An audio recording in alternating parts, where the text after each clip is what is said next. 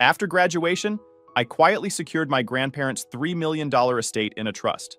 Last week, my parents showed up grinning. We had the house transferred to our names. You're out by Friday.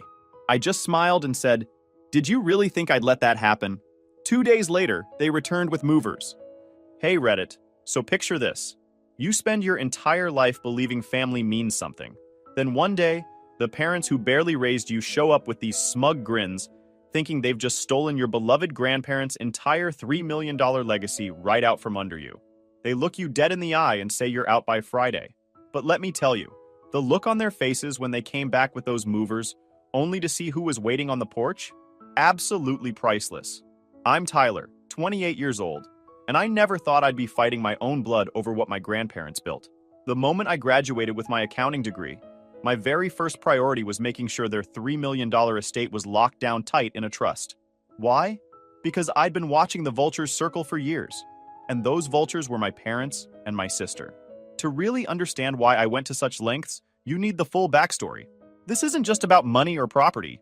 This is about 2 decades of manipulation, entitlement, and watching people who were supposed to be family treat the kindest souls I ever knew like walking bank accounts. So buckle up, because this gets messy.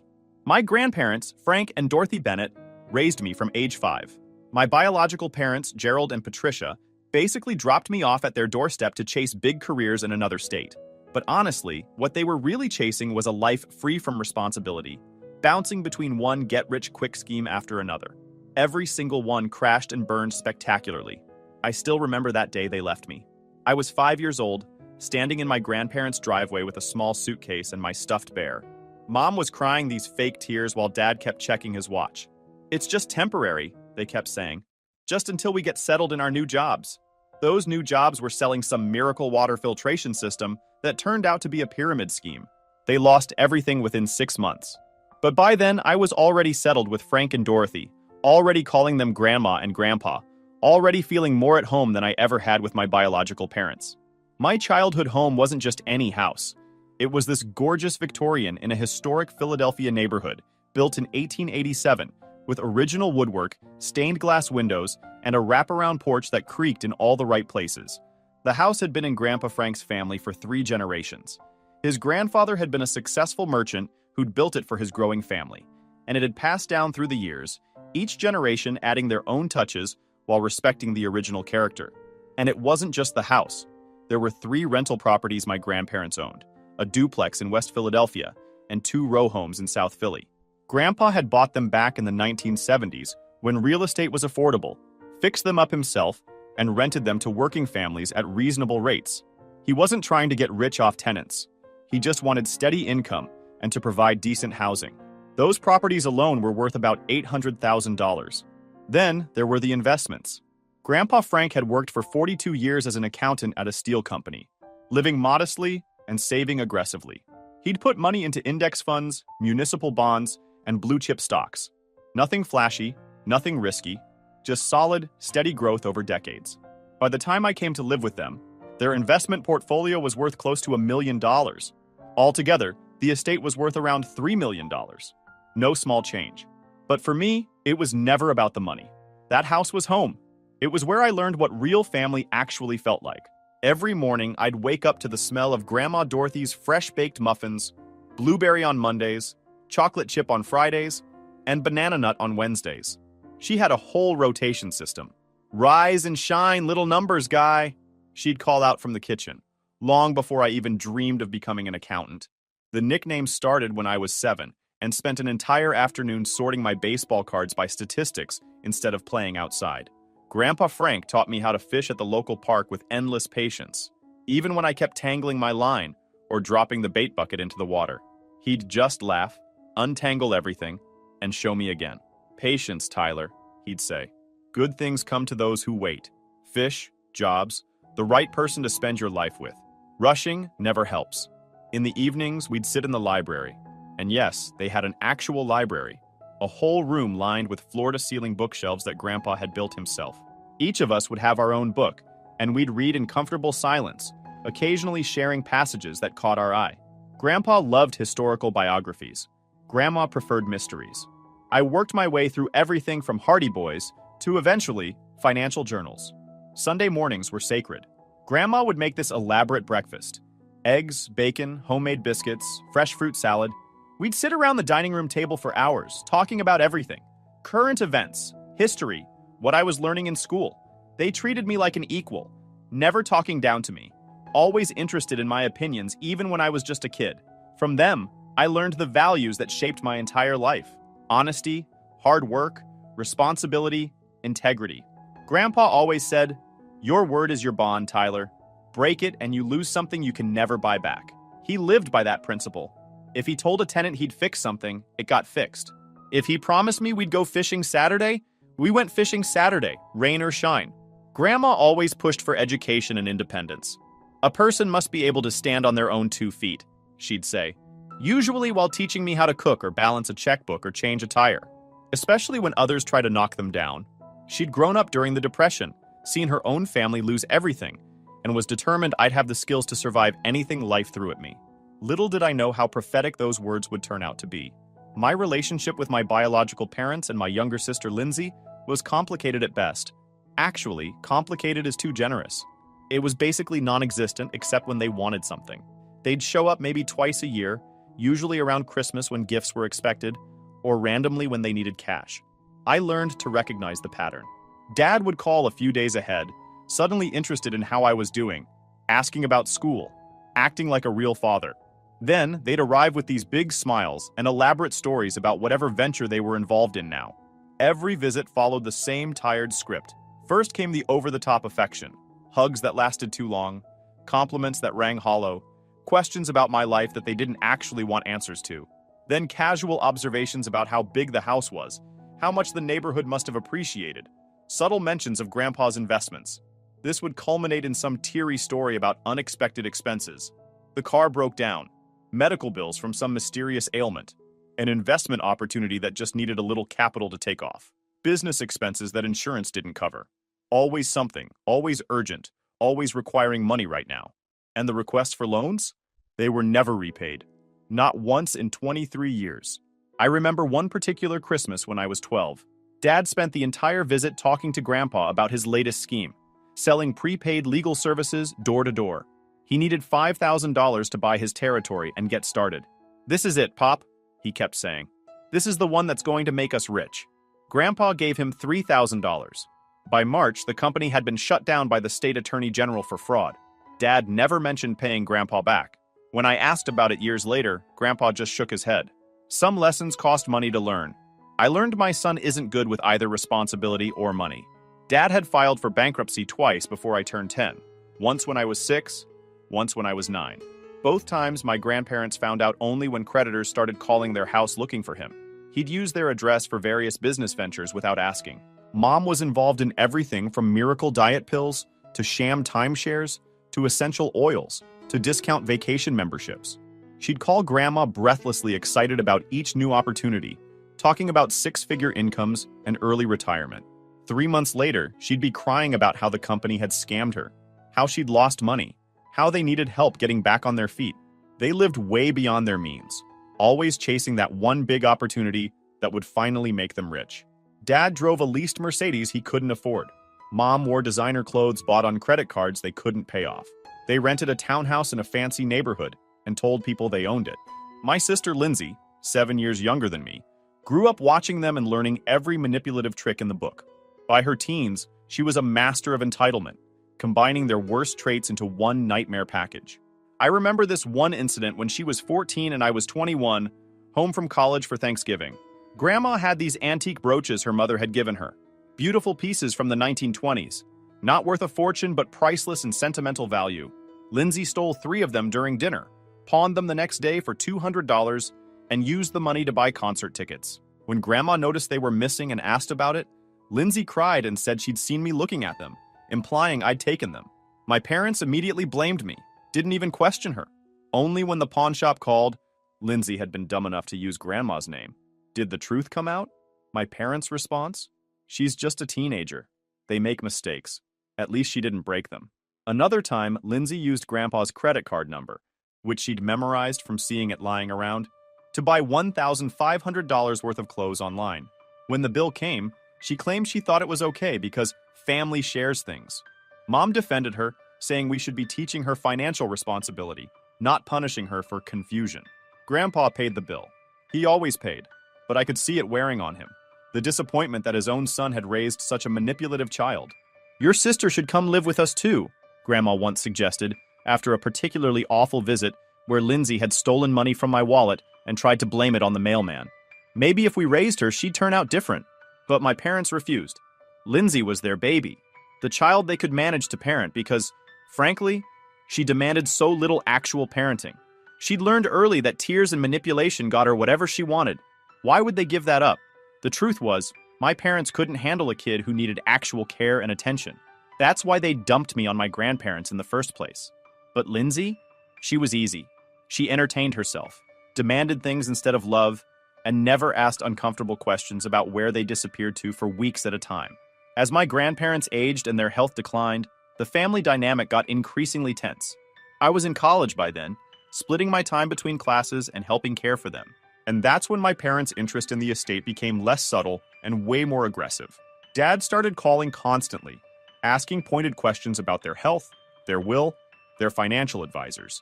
Mom would email links to retirement communities, subtly suggesting the house was too much for them to manage. Each visit became stressful, filled with hushed conversations that abruptly stopped the moment I walked into a room. Through all my school years, I excelled academically, fueled by my grandparents' unwavering support. While other kids got new phones or trendy clothes, my grandparents invested in books, museum memberships, educational trips. When I turned 16, I started working part-time at the local library to help with expenses. They insisted it wasn't necessary, but I saw how prescription costs and property taxes were straining their fixed income. My decision to study accounting was heavily influenced by something that happened in our neighborhood when I was a senior in high school. An elderly couple, the Hendersons, lost everything when their son convinced them to sign over power of attorney, then completely emptied their accounts. The helplessness, the utter betrayal they experienced, it haunted me. I knew then that I wanted to understand finances well enough to prevent that kind of injustice, especially for vulnerable seniors. College was incredibly challenging while my grandparents' health declined fast. Grandpa developed serious heart problems requiring multiple surgeries. Grandma was diagnosed with early-stage dementia. I chose a local university so I could live at home and help care for them, turning down scholarships to fancier schools elsewhere. During my final year, I was taking classes all day, studying all night, and shuttling them to endless medical appointments in between. Grandpa had appointments with his cardiologist, his primary care doctor, specialists for his kidney function. Grandma needed regular check-ins with her neurologist, plus various tests to monitor the progression of her dementia. I became expert at reading insurance forms, understanding medical jargon, advocating with doctors and nurses. I learned which medications couldn't be taken together, which symptoms required immediate attention, how to handle Grandma when she got confused and scared. It was utterly exhausting. I'd be up at 6 a.m. to help Grandpa with his morning medications and breakfast, leave by 7:30 for my first class, come home at lunch to check on them, head back for afternoon classes, then spend evenings cooking dinner, helping with evening medications, and studying late into the night. My social life was non-existent. Dating was impossible. Friends from class would invite me out, and I'd have to decline because I needed to be home for medication schedules. But they had sacrificed so much for me. This was just what family does. This was what real love looks like. Showing up even when it's hard, especially when it's hard. The day I graduated from college was bittersweet. It was a beautiful spring morning in May, one of those perfect Philadelphia days where the temperature is just right and everything seems possible. Standing there in my cap and gown, scanning the audience from the staging area, I spotted Grandpa in his wheelchair, oxygen tank humming beside him. Getting him to the ceremony had been a major undertaking. I'd rented a medical transport van, coordinated with the university about wheelchair accessibility, arranged for portable oxygen, but he'd insisted on being there despite his doctor's concerns. Grandma sat next to him in her Sunday best, sometimes looking confused about where we were, but always smiling broadly when our eyes met. During the ceremony, I could see her asking Grandpa questions, probably wondering what we were doing here, and him patiently explaining over and over that their grandson was graduating. They had insisted on attending despite everything.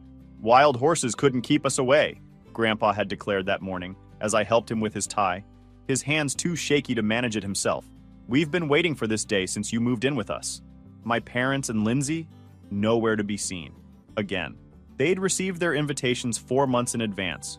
Fancy printed ones because graduation was important to me. Mom had RSVP'd yes, even asked what time to arrive. Lindsay had texted saying she wouldn't miss it for the world. The morning of graduation, Mom sent a text at 7 a.m. Car trouble. Won't be able to make it. Congrats. Car trouble. Their standard excuse for missing things they didn't want to attend. I'd stopped believing their excuses around age 12. What hurt wasn't the absence itself. I'd grown used to that. It was the casual cruelty of it, the way they couldn't even be bothered to invent a creative lie. But you know what? When they called my name and I walked across that stage to receive my diploma, I looked out at the audience and saw Grandpa crying. Actually crying, tears running down his weathered face. Grandma was clapping so enthusiastically that a nearby usher had to gently remind her to keep it down. After the ceremony, they waited while I took photos with classmates. Then Grandpa struggled to his feet. He insisted on standing, even though it clearly hurt, and pulled me into a hug. "Your grandmother and I are so proud of you," he said, his voice thick with emotion. "You're going to do great things, Tyler. Great things." Grandma added in one of her clearer moments, "Your degree says accounting, but your heart says justice. Don't ever lose that." We went to dinner at their favorite restaurant, this little Italian place they'd been going to since the 1970s. The owner knew them, gave us the best table, and nobody rushed us even though we stayed for 3 hours. We talked about everything. My job prospects, their health, memories from my childhood. It was perfect. That night, helping Grandpa into bed, he said something that stuck with me. "Your parents don't know what they're missing. Their loss is immense and they don't even realize it." 3 weeks after graduation, Grandpa Frank passed away in his sleep. I'd been in the room down the hall working on a job application when I realized I hadn't heard his usual 3 a.m. trip to the bathroom. Something felt wrong. I went to check and found him peaceful, like he'd just dozed off while reading. The book he'd been reading, a biography of Theodore Roosevelt, was still open on his chest. The doctor said it was his heart, that he'd probably felt nothing, that it was as peaceful a death as anyone could hope for. But peaceful doesn't make it hurt less, doesn't fill the sudden void of realizing you'll never have another conversation with someone who shaped your entire life. I sat with him for an hour before calling anyone, just holding his hand, saying goodbye, thanking him for everything. Grandma Dorothy followed exactly 6 months later. The doctors said it was pneumonia, but I knew better. She'd lost her partner of 54 years, her anchor, her everything. The dementia had been progressing rapidly since Grandpa died, like losing him accelerated her decline. Some days she didn't remember me. Other days she'd call me Frank and have whole conversations with me as if I were her husband. Her last clear day, about a week before she died, she grabbed my hand with surprising strength and looked at me with perfect lucidity. "Tyler," she said, not confused, not uncertain, but absolutely clear. "You are our greatest accomplishment. Not the house, not the properties, not anything else. You, the man you've become." Then she smiled. "Frank and I, we made sure everything is protected. Your parents can't touch it. You don't have to worry about that. Just promise me you'll be happy. Promise me you'll find people who love you the way we do." I promised through tears. She died peacefully in her sleep 3 days before Thanksgiving, with me holding her hand and reading aloud from her favorite mystery novel. I'd like to think she heard me, that she wasn't afraid, that she knew she was loved right up to the end. Standing at her bedside as she took her final breath, holding her frail hand, I made a silent promise to protect everything they'd built, everything they'd taught me, everything they'd sacrificed to give me a better life than their own son had managed. The funeral was surreal. My parents and Lindsay suddenly appeared, dressed in expensive black clothes I knew they couldn't afford, playing the role of grieving family members. They were particularly attentive to elderly relatives and neighbors, collecting business cards from my grandparents' estate attorney and financial advisor, like they were networking at a conference. Dad kept asking when the reading of the will would happen, like we were in some old movie. What they didn't know was that I'd already been working behind the scenes for months. You see, about a year before Grandpa passed, during one of his lucid moments between hospital visits, he'd pulled me aside. "Tyler," he said, gripping my hand with surprising strength, "I know what your parents are like. I'm not a fool. Your grandmother and I have been watching them circle like sharks for years." He'd paused, taking a labored breath. "We're putting everything in a trust with you as the trustee. It's the only way to protect what we've built. But you need to be smart about this. Don't tell anyone until it's absolutely necessary." Working with their estate attorney, a sharp woman named Nancy Crawford, who'd known my grandparents for decades, we'd created an ironclad trust. Everything, the Victorian house, The 3 rental properties, the investment accounts, all of it, went into the Frank and Dorothy Bennett Family Trust. I was named the sole trustee with complete discretion over all assets. My parents and Lindsay weren't mentioned anywhere in the documents. Nancy had been meticulous. Your grandparents were very clear about their wishes, she'd told me during one planning session. They wanted to ensure you were protected and that their legacy wasn't squandered by people who'd never appreciated them. After the funeral, there was indeed a meeting about the estate, but it wasn't the dramatic reading my parents had fantasized about. Nancy simply explained that all assets had been placed in a trust, and that I was the trustee. She didn't elaborate on the trust's terms or structure. The disappointment on my parents' faces was barely concealed, but they didn't make a scene. Not yet. Of course, we understand, Dad had said smoothly. These things take time to sort out. We're here to support Tyler through this difficult transition. Translation. They were regrouping and planning their next move. For the first few months, I stayed in the Victorian house, surrounded by memories. I kept working at the accounting firm, where I'd landed a position right after graduation, managing estates and trusts for clients. The irony wasn't lost on me. I was helping other families navigate exactly what I was dealing with. My parents and Lindsay began what I can only describe as a campaign of pressure. They'd call constantly with helpful suggestions about selling the house since it was too much for one person, or cashing out the rental properties because the market is hot right now. Each suggestion, of course, conveniently involved them getting a share of the proceeds. Lindsay was particularly aggressive. She'd show up unannounced with her friends, giving them tours of her family home, and talking about how she planned to renovate the kitchen once she officially moved in. The audacity was stunning. One afternoon, I came home to find her measuring windows for curtains. "What are you doing?" I asked. "Just planning ahead," she said brightly. "This place needs updating, and I have great ideas." "Lindsay, you don't live here." "Not yet," she replied, with this knowing smile that made my blood boil. I started documenting everything. Every phone call, every visit, every suggestion about selling assets. My friend Owen, who'd gone to law school and specialized in estate litigation, had told me, "Trust me, document everything. Text messages, emails, witnesses to conversations. If this goes sideways, you'll need proof." Owen turned out to be absolutely right. The real trouble started about 8 months after Grandma passed. I came home from work one evening to find my parents sitting in the living room with a man in a cheap suit who introduced himself as a notary. Dad stood up with this triumphant expression. "Tyler, we've been patient, but it's time to face reality," he announced. "This house is too much for you to handle alone. Your mother and I have decided to take over the primary residence while you focus on your career. We've prepared the paperwork to transfer the title to our names. We just need your signature as trustee to approve the transfer." The sheer boldness of it left me momentarily speechless. They'd brought a notary to my house without warning, expecting me to just sign over a multi-million-dollar property because they'd decided it was best. "This is my home," I said quietly, "and I'm not signing anything." Mom's face crumpled into tears. Her signature move. "How can you be so selfish? We're your parents. After everything we've done for you, what have you done for me?" The question came out sharper than I intended, but I was done pretending. "You dropped me off here when I was 5 and barely visited? Grandpa and Grandma raised me. They paid for my education, took care of me when I was sick, showed up for every important moment. Where were you? Chasing your next big scheme?" Dad's face reddened. "We're still your parents, and we have rights. This house belonged to my father, which means it should pass to me, not to some grandkid who got lucky with a trust." "Grandpa knew exactly what he was doing when he created that trust," I replied. "Now please leave, all of you." They left, but not before Dad promised, "This isn't over. You'll regret this." The next few weeks were tense. My parents hired some budget attorney who sent threatening letters about challenging the trust and undue influence. Nancy laughed when she saw them. "These are empty threats," she assured me. "The trust was properly executed, your grandparents were of sound mind, and you have documentation of their intentions. They're bluffing." But I knew my parents weren't done. They were just changing tactics. Then came last week, the week that proved just how low they'd sink. I'd taken a few days off work to visit Owen upstate for his birthday. When I came back Friday afternoon, I found my parents and Lindsay standing on my porch with the smuggest expressions I'd ever seen. "Tyler!" Mom called out cheerfully. "We're so glad you're home. We need to talk." Something about their confidence immediately put me on alert.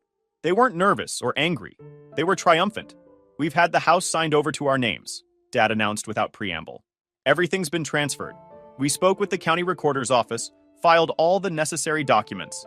You have until Friday to move out. We're being generous giving you 5 days. My heart stopped. What are you talking about? Lindsay pulled out a folder with official-looking documents. We found a sympathetic judge who understood that the trust was invalid due to undue influence. The house has been transferred to Dad's name as the rightful heir. It's all legal and final. I stared at the papers she was waving, my mind racing. Let me see those.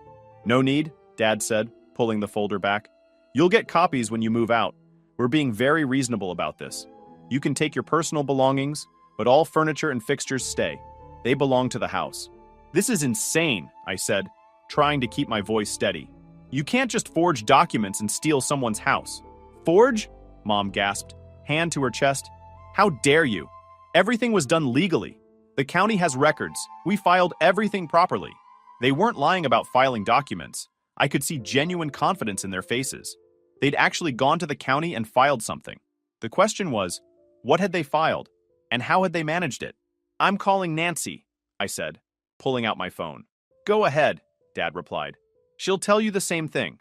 The house is ours now. Friday, Tyler. Be out by Friday. They left, and I immediately called Nancy. She was shocked, but not panicked. They can file whatever they want, she explained. That doesn't make it valid. I need to see exactly what they filed. Can you go to the county recorder's office Monday morning and get copies? That weekend was one of the longest of my life. I barely slept, running through scenarios, trying to figure out their angle. Owen drove down Saturday to help me think through possibilities. They must have forged something, he said, pacing my living room. Maybe they created fake documents showing you signed over your trustee powers, or forged your grandparents' signatures on a deed transfer. Either way, it's fraud. Monday morning, I was at the county recorder's office when they opened. The clerk pulled up the records, and sure enough, there was a new filing from the previous week. A quitclaim deed transferring the property from the trust to Gerald Bennett, signed by me as trustee. Except I'd never signed anything. The signature wasn't even close to mine. This is forgery, I told the clerk, who looked uncomfortable. I can't make that determination, sir, she replied. You'll need to file a challenge through the courts. I got copies of everything and immediately sent them to Nancy and Owen. Nancy's response was swift. They've committed several felonies. Forgery, fraud, possibly conspiracy. We need to act fast. Tuesday morning, Nancy filed an emergency motion to void the fraudulent deed and scheduled a hearing for Thursday. She also contacted the district attorney's office about potential criminal charges. Meanwhile, I gathered every piece of evidence I had. The original trust documents with my genuine signature for comparison, bank records showing I'd never deposited any money from a supposed property sale, and testimony from my neighbors who could confirm I'd been living continuously in the house. Owen helped me review everything. The beautiful thing about forgery is that it's usually pretty easy to prove, he said. Handwriting analysis, lack of notarization records, no money trail. They were idiots to try this. Wednesday evening, I got a call from Dad. Tyler, we're coming by tomorrow with movers. Be packed and ready. We're being generous letting you say goodbye to the old place. Tomorrow's not going to go the way you think, I replied. Empty threats, he scoffed. We've already talked to a moving company. Everything's arranged. I didn't argue. Just told him I'd see them tomorrow and hung up. Thursday morning arrived. I was awake at dawn, adrenaline coursing through my system. Owen arrived early, along with Nancy. We sat in the living room drinking coffee and waiting. At exactly 9 a.m., a moving truck pulled up. My parents and Lindsay emerged from Dad's car, still wearing those smug expressions. Behind them were 3 movers looking confused about why they were at a house where someone was clearly still living. I stepped onto the porch. Owen and Nancy flanked me, both carrying briefcases. Dad's smile faltered when he saw the lawyers. What's this?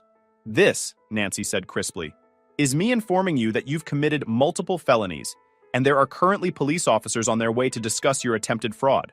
Mom's face went pale. This is ridiculous. We filed everything legally. You filed a forged document, Owen explained, holding up the papers. This signature isn't Tyler's. The notary stamp is fake. There's no record of any money changing hands. You literally forged his signature on a quitclaim deed and tried to steal a $2 million house. Lindsay, who'd been so confident, suddenly looked like she might throw up. Dad, you said this would work. You said the lawyer told you it was legal. What lawyer? I asked.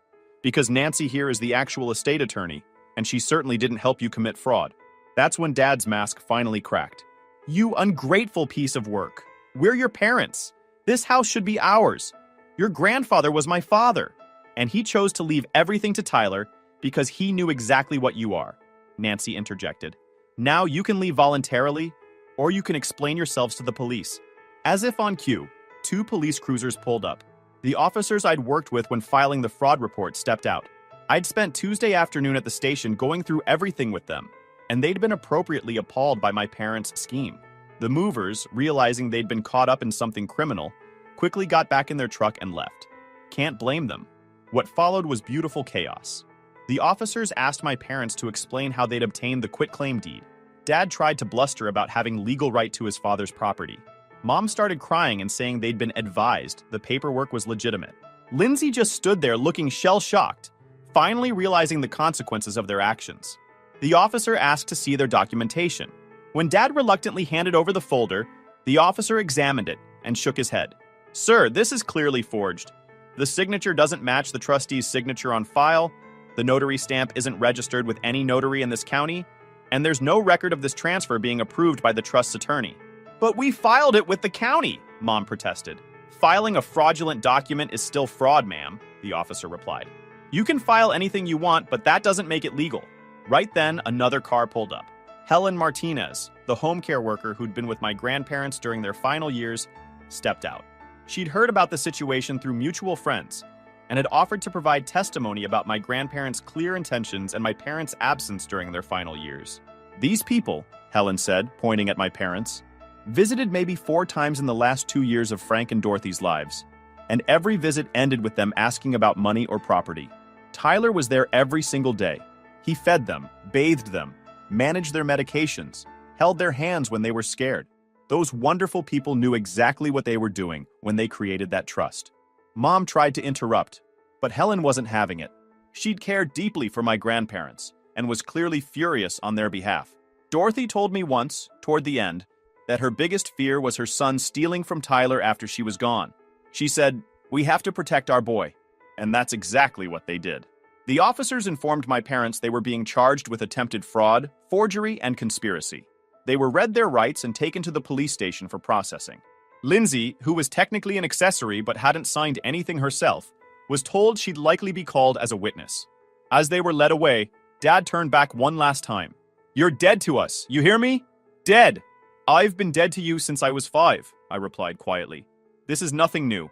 After they left, I just stood there on the porch, trying to process what had happened. Nancy put a hand on my shoulder. "You did the right thing. Your grandparents would be proud." Owen added, "And legally speaking, you're completely protected. That trust is ironclad, and now they've created a criminal record that will prevent any future challenges." Helen came up and gave me a hug. "Frank and Dorothy loved you so much. They talked about you constantly. How smart you were. How kind. How you were the only family that mattered to them. This house is yours, because you earned it through love, not because you demanded it." The legal aftermath took several months. My parents were convicted of fraud and forgery. The evidence was overwhelming. They received probation and fines, and were ordered to pay restitution for the legal fees they'd caused me. The judge was particularly harsh, noting that attempting to steal from their own son made it worse, not better. Lindsay was never formally charged, but was required to give a deposition about her role. Turns out she'd known about the forgery, but had convinced herself it was technically legal, because Dad kept saying so. She apologized later in a brief email, but I didn't respond. Some bridges, once burned, aren't worth rebuilding. Living alone in the house my grandparents filled with warmth has been both comforting and painful. Every room holds memories. Grandpa reading in his favorite chair by the fireplace. Grandma humming in the kitchen as she prepared Sunday dinner. The 2 of them dancing slowly to old records when they thought I was studying upstairs. The silence was overwhelming at first.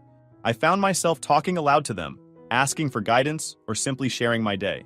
Sometimes I swear I can hear Grandpa's deep chuckle or catch the faint scent of Grandma's perfume. About 6 months after the confrontation, I made an important decision. Using a portion of the trust's assets, I established the Frank and Dorothy Bennett Scholarship Fund at my old university. It's dedicated to supporting students interested in accounting and financial protection for vulnerable populations. This felt right, a continuation of their generous spirits and a way to create something positive from our family's painful history. As for my parents, I've had no contact since that day on the porch. Sometimes I see their names in my email spam folder, or notice a missed call from an unknown number. I've made peace with the likelihood we'll never have a healthy relationship. That acceptance, painful as it was to reach, has been incredibly liberating. If you enjoyed this video, please hit that subscribe button. It really helps the channel and help us bring you more and better stories. Thanks. Stories. Thanks. Stories. Thanks. Stories. Thanks. Stories.